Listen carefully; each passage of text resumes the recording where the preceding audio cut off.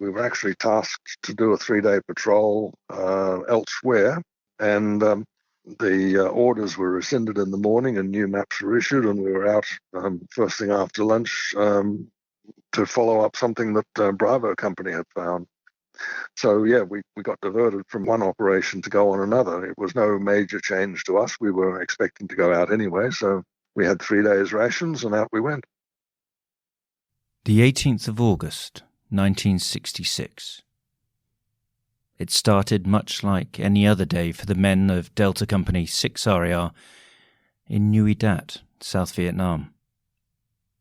It was to end with one of the most important feats of arms in Australian Army history. It was to end with the Battle of Long Tan. This is the story of one of those men who fought there 54 years ago today.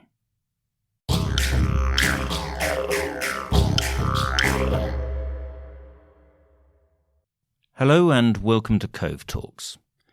I'm Greg Colton, and today we will be marking the 54th anniversary of the Battle of Long Tan and Vietnam Veterans Day with a special Cove Thoughts about the battle. The Australian force at Nui Dat had only been recently established when, in the early hours of the morning on the 17th of August, 1966, they came under mortar and recoilless rifle fire. The following morning, 105 men from Delta Company 6 RAR, accompanied by a forward observer party from 161 Battery, Royal New Zealand Artillery, were tasked to clear the firing point, a relatively straightforward patrol which would take them about 4 kilometres outside the perimeter wire of the base at Nui Dat.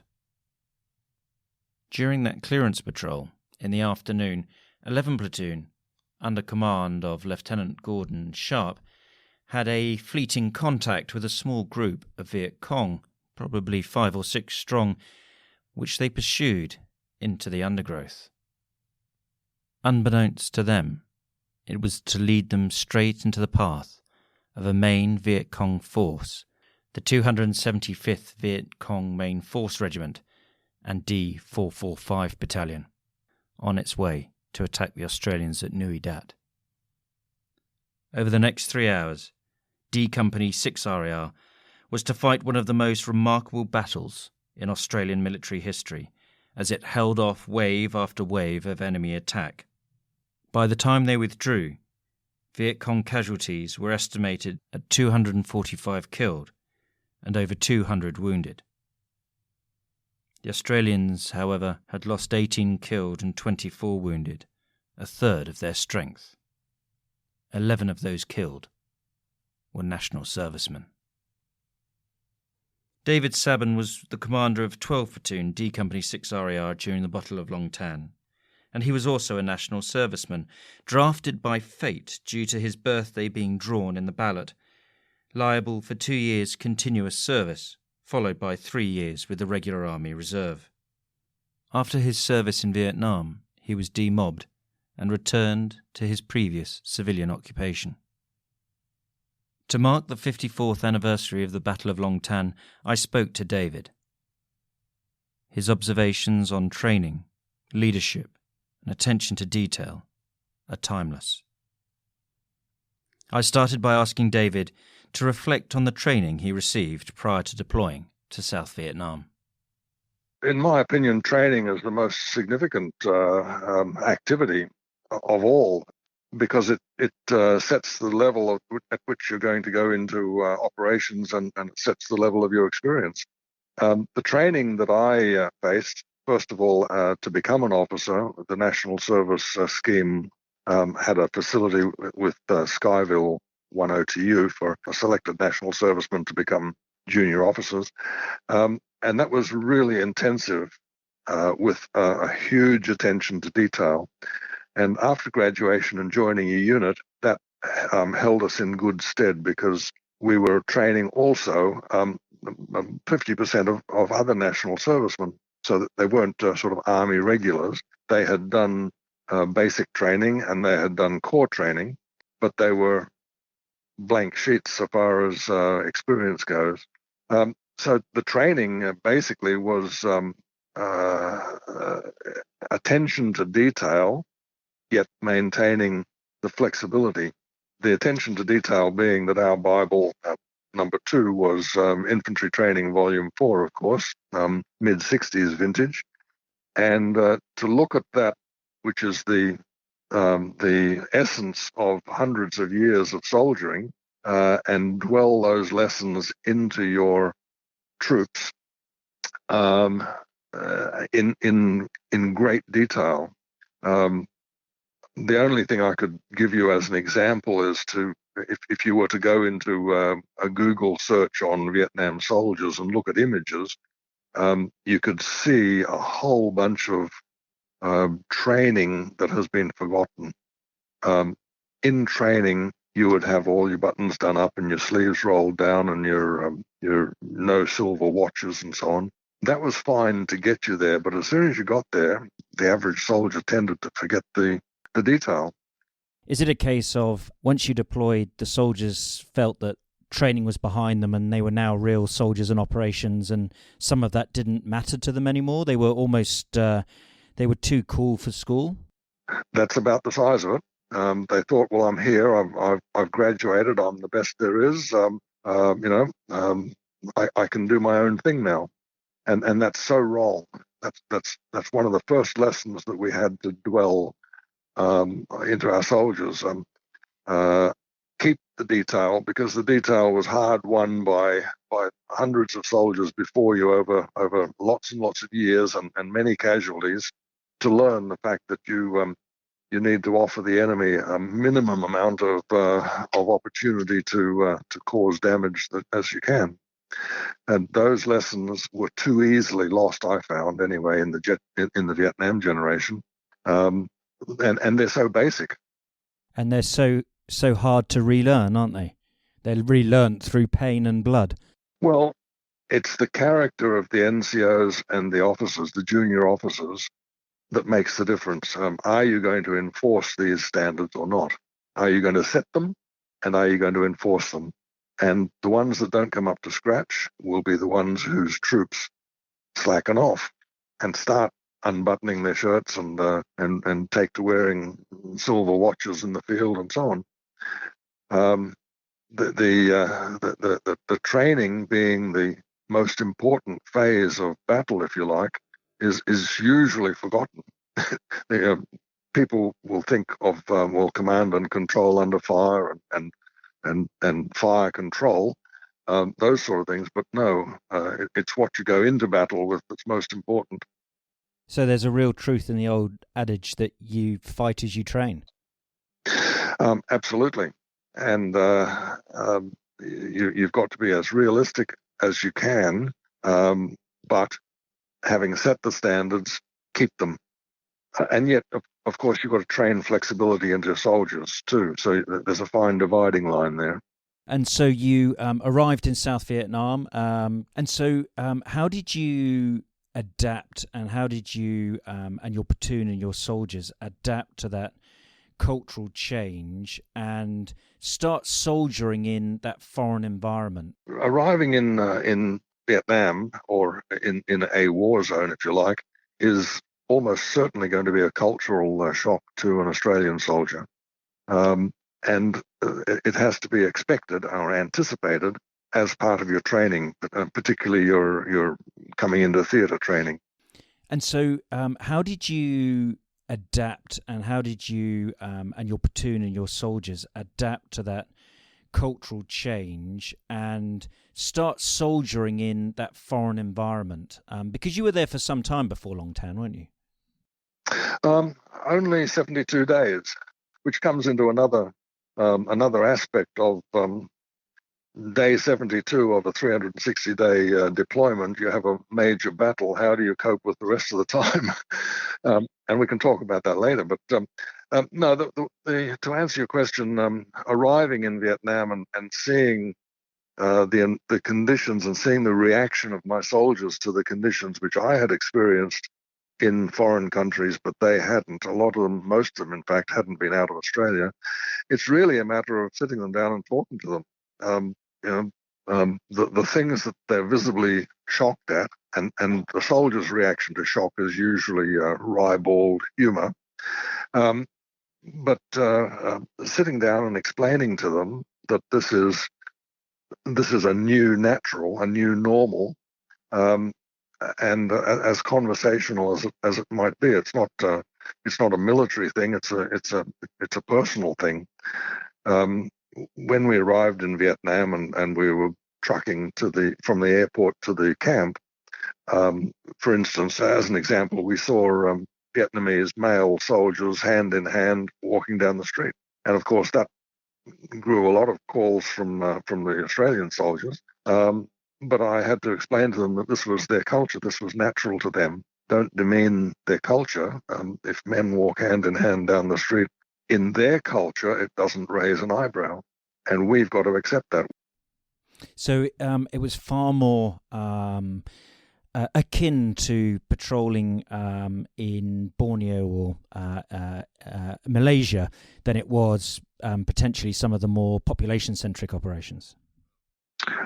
Very much, very much. We were specifically denied entry or access to the villages unless we were cordoning them for the Republic soldiers for searching.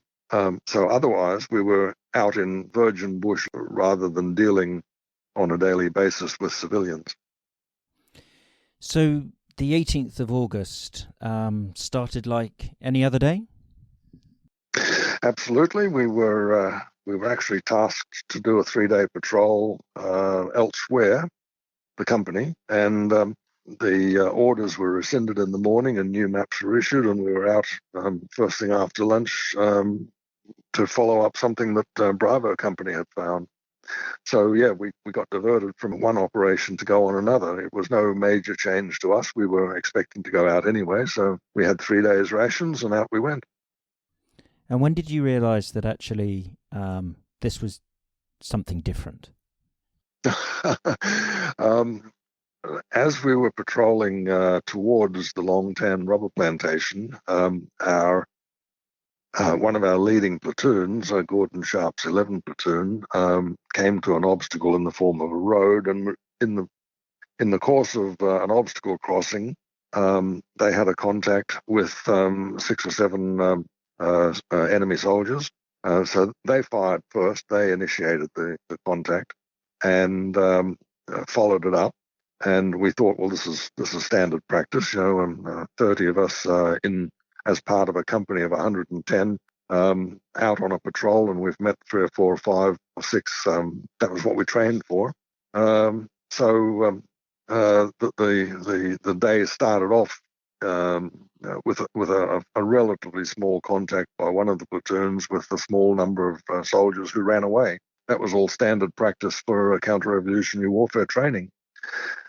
Because there were only 6 or 7 of the soldiers, and at least one of them had been very badly hit, and another one had been lightly hit. The company commander, quite rightly, detached 11 platoon to go chase because a 28 or 29 man platoon could handle 4 or 5 soldiers, some of whom were wounded. So he was detached, and that was again standard practice for our counter-revolutionary warfare training. In about 20 minutes, they ran into a much larger number of troops, and the volume of fire that was pointed at 11 platoon and the overshoots that were coming across our head was the first indication that we had that this was going to be something abnormal. So you're a junior officer, you're a platoon commander with your platoon. Probably the first major contact you've had since arriving in Vietnam. Never mind the major. This was the first contact for my platoon. So you've gone from that rush of adrenaline and excitement that this is it, this is for real, you're going to do your job. Yes. You start realizing something's different. Can you talk us through, as a junior commander, how your thought process went? What were you thinking about?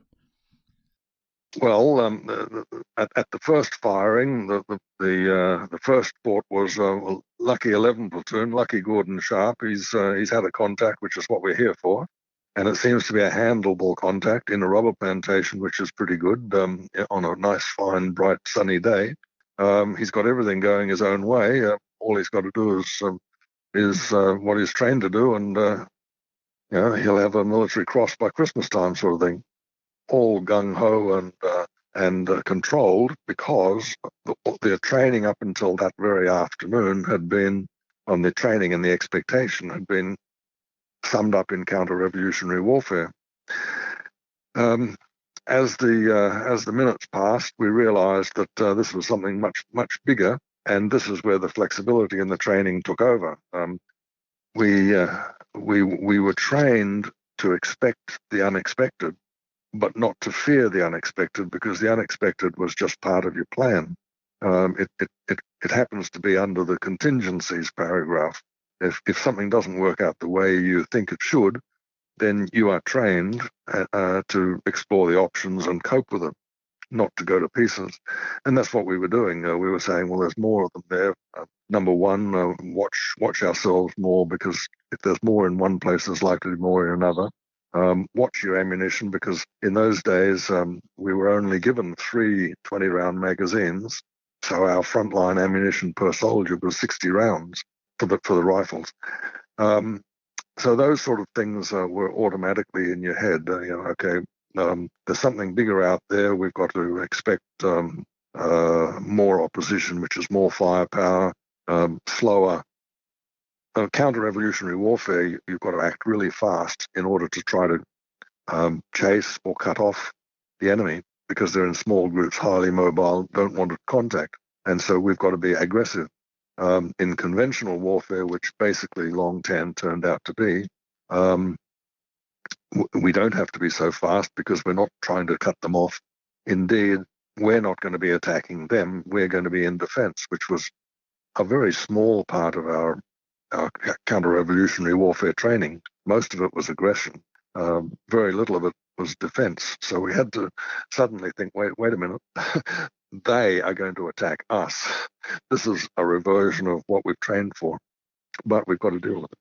And not only that, but the defensive training that we had implied claymore mines set out and wire and dug in, and maybe even overhead protection and artillery support on call and so on. None of this was available to us out in the rubber plantation. We had no digging in, no wire, no claymores.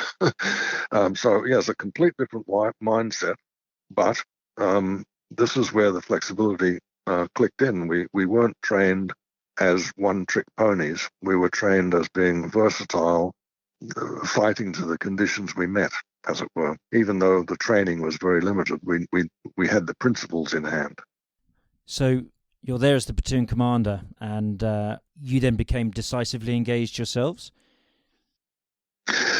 Yes, as a period of time. The first part of the battle, 11 went and got stuck into it.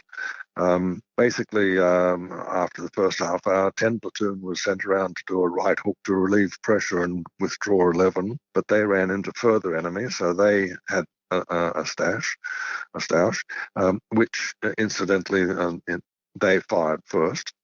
And 12 platoon was in defense of CHQ. At that stage, when we realized 10 platoon wouldn't be able to fulfill their mission, the left hook had failed, so the company commander sent me on a right hook to get 11.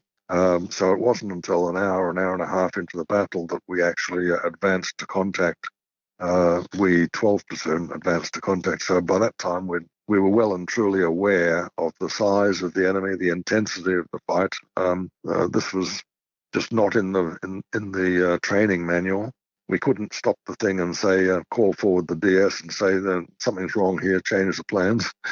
It was what was being served up to us, and so we adapted to what we saw the conditions were. As 10 platoon came back, 2 sections of 11 platoon or 12 platoon went out on a right hook. The third section being retained by company headquarters for defense until 10 returned to them. So with 20 men, 12 platoon went out, put themselves in a position where they guarded 11's back door until they could withdraw, and then pull back to company. That hour and a half that you were in reserve and guarding company headquarters with minimal information coming in. That must have been one of the longest hour and a halves of your life. The longest and the shortest, yes, both. Remembering in those days that the platoon only had one radio, the diggers weren't available to talk to the platoon commander other than by field signals. So nowadays, I understand that every soldier has a radio and can talk. But essentially, I was listening into the radio to the traffic between company and 10 and 11 platoons, so I knew basically what was happening. But the diggers didn't. So part of my task was to try to keep the corporals informed of what was happening, because otherwise they were uninformed. So passage of communication in those days was not as good as or as simple or as easy as it was later, when everyone had a radio and you could tell them what's happening. Yes. So would you, when you reflect back on the Battle of Long Tan, as a junior commander, what was your biggest single challenge? Was it situational awareness? You've mentioned command and control. Was it the fear of the unknown? What, when you reflect back, is the one thing which sort of defined for you as your biggest challenge at that battle? I think ensuring that the platoon came along with me as we changed from counter-revolutionary warfare to conventional. It wasn't. We didn't have the advantage of blowing the whistle and saying, "Now listen, guys, this is here's the whiteboard. This is what's happening." Basically, we went out there with counter-revolutionary warfare in our minds, and on the job, we had to convert that into, no, we're not going to chase them. They're going to chase us. We can't just let our machines fire, suppressing fire, and waste 100 rounds of MG. We've got to wait. And as they come to us, we've got to select targets and individually deal with that. Those sort of things that had been trained into them, and they were pretty good at in a theoretical manner of looking at it. And on the job, we had to change that perception in the form of my orders, the orders that I gave, mostly by field signals. Dig in, dig a shell scrape if you can, and conserve your ammo. Don't fire until you see a target. There's artillery coming. Beware. There's going to be shells passing overhead. New experiences were all backing up on one another, and fortunately, the platoon had been trained with sufficient flexibility and trust in their NCOs and myself to accept what they could see was happening and react accordingly. And the same thing happened in the company. The same thing was happening throughout the company. No one panicked and cut and ran, which was in itself a very significant factor. But everyone just sort of gritted their teeth and said, we didn't sign on for this, but we got it, so this is what we're going to do. So it really was low-level leadership in war. Absolutely, right down to the NCOs. The NCOs had to crawl forward and deliver news to the frontline troops, which was only 2 rubber trees away. So it's the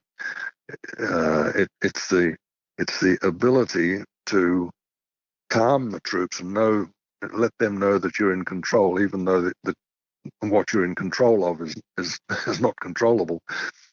We are reacting real time to a changing situation, and they've got to have the confidence that we know what we're doing, which was only put into them by training back in Australia and showing them that we knew what we were doing. We knew that what our training was would give to them the skills that they would need, and yet maintain the flexibility. So if we asked them to guard that arc, and the threat came from another arc, they could seamlessly change. The situational awareness, again, the training can only do so much.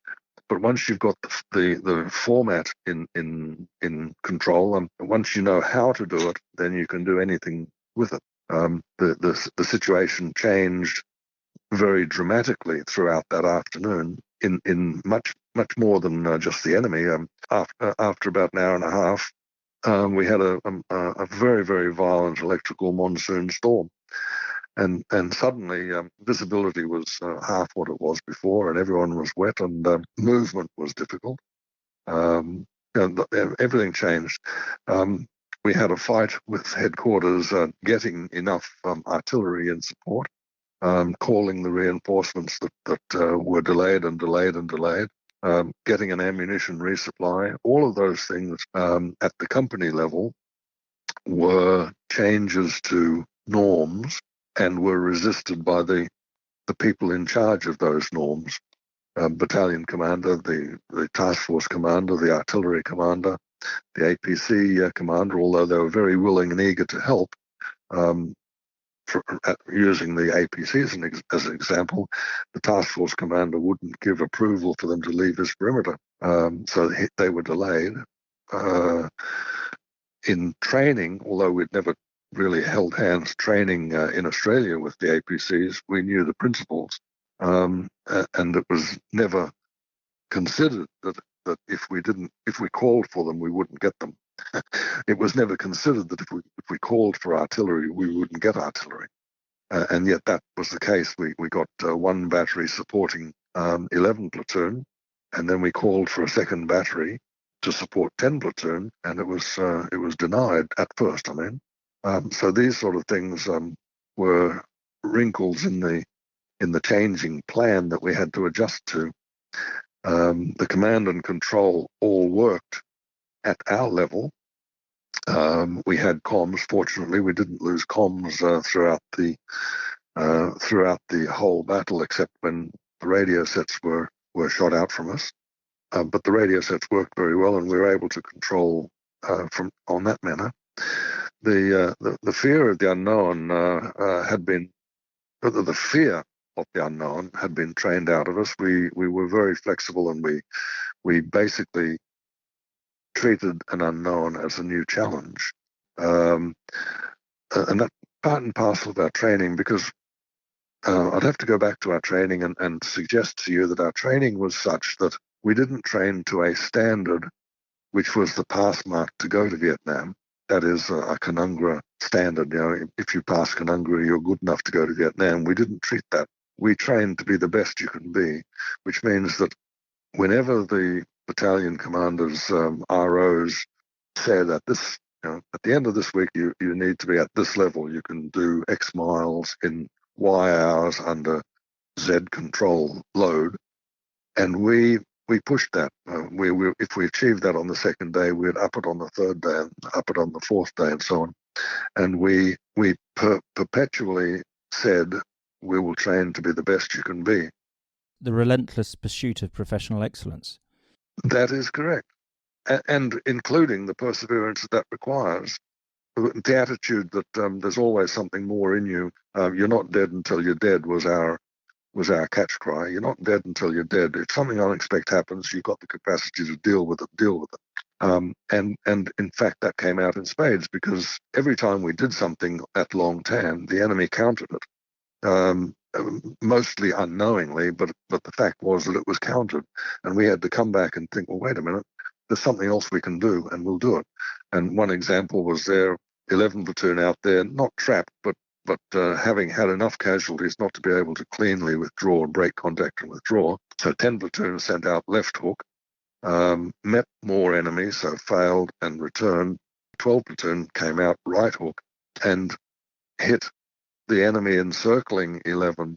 So we had the task then of keeping the corridor open. Everything changed all the time, and we had to say, no, we've got more. We've got an answer for this. We are able to overcome this problem and deal with it, and we did. And when we finally got back, 11 platoon finally was able to cut and break contact and come back to 12. 11 and 12 came back to company headquarters, and 10 platoon was already there. So then we formed a company perimeter, probably about half an hour after the battle finished. And once again, forming a perimeter, it wasn't over, because the enemy knew then where we were. He had been confused before, because we were 3 separate platoons in 3 separate places, 200 and 300 yards apart. Now he knew where we all were, And this is the season of the human wave attacks that we experienced. Again, not in the rule book, not in the training manual. And fortunately, we had managed the resupply, the ammunition resupply by that stage. So by the time 12 got back with 11, and we had a limited resupply of ammunition, then we formed a perimeter. And for the next half hour, basically we were resisting human wave attacks with ultimately artillery falling, in some cases, 25 yards from our perimeter. This was 105 artillery. We had 155s in support, but they were firing in depth. So a 105 round was landing for 15 or 20 minutes of the battle, and a 105 round was exploding on our perimeter between 25 and 50 yards out, at least once a second, because we had by that time 18 105 guns firing in support. It was regimental artillery, which I think was the first time since the Korean War that they had fired regimental missions. So everyone was learning, and not just the people out the front, but the people in the headquarters and the artillery people. They were all learning different things at Long Tan. So it's no exaggeration to say that the Battle of Long Tan has gone down as one of the finest feats of arms in the history of the Australian Army, certainly one of the finest defensive actions by a company-sized organisation. You referred earlier to the challenge then. That was day 72 of a 365-day tour. Yes, that's right. What are some of the leadership challenges that you then had afterwards? Well, the basically the leadership challenges were how do you get over this? How do you get people who survived the battle and were rattled by it, as you know, everyone was to a different degree, and the realization that that we're only 1/5 of the way through the tour. There's going to be another Long Tan, and maybe another, and maybe a fourth. You know, who knows? So really, the settling the troops down, debrief them as much as you can. Although it wasn't for some time that we understood what had actually happened. Settle them down, do the necessary recuperation work, like replace the casualties and rebuild your units and so on, and step outside the wire again, and that's basically a leadership thing. If the leaders, NCOs and the sergeant and the platoon commander balk at going outside the wire again, well then you can't expect the troops to go. So you're really setting an example of saying, look, yes, Long Tan happened. We walked away from the battlefield, or at least 2/3 of us did. We suffered a third casualties, which was a severe hit to morale, obviously, but we had to get over it. And basically, the 12 platoon was the least hit, and we were out back on operations in 2 weeks or so. I think 10 platoon was rebuilt a week or two after that, and 11 platoon, who had suffered the most damage, were back on operations in about a month or 5 weeks. I suppose my final question is, looking back on your experience in South Vietnam and at Long Tan, if you had one piece of advice you could pass on to junior leaders within the Army now, what would it be? Well, I'll go back to where we started, your training. If you are trained well, and if you have well-trained troops, they can handle whatever they give. They have the self-discipline and the control to do the job, but also the flexibility to master the changes as they happen. So the accent is on the preparation, which we referred to a bit earlier, preparation and planning.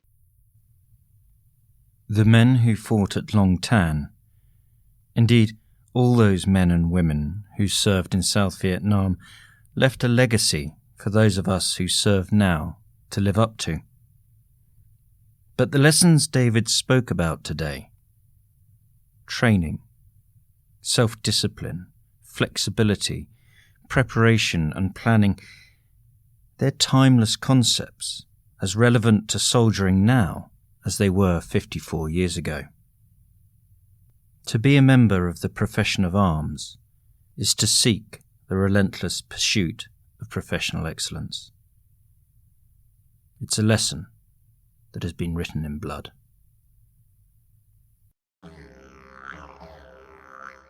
Cove Thoughts is produced by the team at the Cove, part of the Australian Army's Professional Military Education Network.